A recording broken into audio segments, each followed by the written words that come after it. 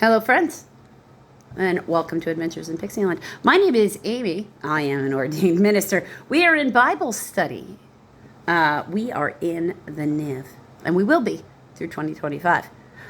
In 2026, we'll start the KJV. In this video, we're going over Genesis chapter 39, 1 through 23, or all of chapter 39. This video is called Joseph and Potiphar's wife. Okay? So Joseph, remember, has been sold into slavery by his brothers into Egypt because he had some dreams. He was a little obnoxious, and his dad gave him a pretty coat. He got a pretty coat out of the deal. So, that's of course the reason that Judah said, instead of killing him, because they were going to kill him, let's sell him into slavery instead. Now Joseph had been taken down to Egypt. Potiphar, an Egyptian who was one of Pharaoh's officials, the captain of the guard, bought him from the Ishmaelites who had taken him there. The Lord was with Joseph, and he prospered. He lived in the house of his Egyptian master. When his master saw that the Lord was with him, and that the Lord gave him success in everything he did, Joseph found favor in his eyes and became his attendant. Who doesn't want a lucky person following them around?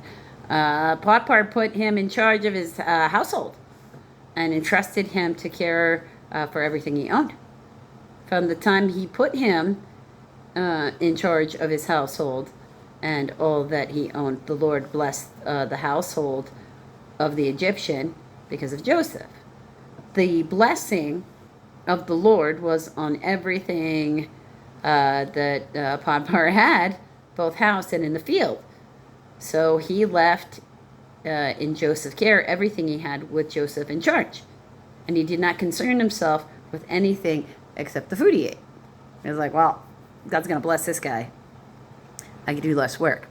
Let's just put him in charge of everything because it'll just work. Let the blessing of the Lord apply to my household. So, okay. Now, Joseph was well built and handsome, and after a while, his master's wife took notice of Joseph and said, "Come to bed with me." But he refused. "With me in charge," he told her, "my master does not concern himself with anything in the house, and everything he owns is entrusted in my care. No one is greater in this house than I am. My master has withheld nothing from me except you, because you are his wife. How could I do such a wicked thing and sin against God?" He's like, no.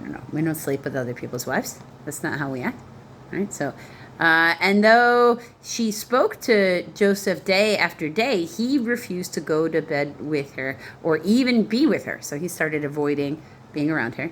One day, he went into the house to attend to his duties, and none of the household servants were inside. She caught him by his cloak and said, "Come to bed with me." But he left his cloak in her hand and ran out of the house. When she saw that he had left his cloak in her hand and ran out of the house, she called her household servants. "Look," she said to them, "this Hebrew has been making a sport of us. He came in here to sleep with me, but I screamed. When he heard me scream for help, he left his cloak beside me and ran outside of the house." So lying, okay. She kept his cloak beside her until his master came home, and then she told this story. "The Hebrew slave you brought us came to me to make sport of me, but soon as I screamed for help, he left his cloak beside me and ran out of the house." When the master heard the story his wife told, saying, "This is how your slave treated me," he burned with anger. Joseph's master took him and put him in prison, the place where the king's prisoners were confined. Ooh, pretty far, so away from his household. So you understand. But while Joseph was there in prison, the Lord was with him. He showed him kindness and granted him favor in the eyes of the prison warden. So the warden put Joseph in charge of all those held in the prison, and he was made responsible for all that was done there. So he became a boss in prison too. That's The warden paid no attention to anything under Joseph's care because the Lord was with Joseph and gave him success in whatever he did. So when the Lord's with you, you can seem shiny to people, and they'll be like, oh, yes, you come hang out with me because I want the things that I'm doing with you to work.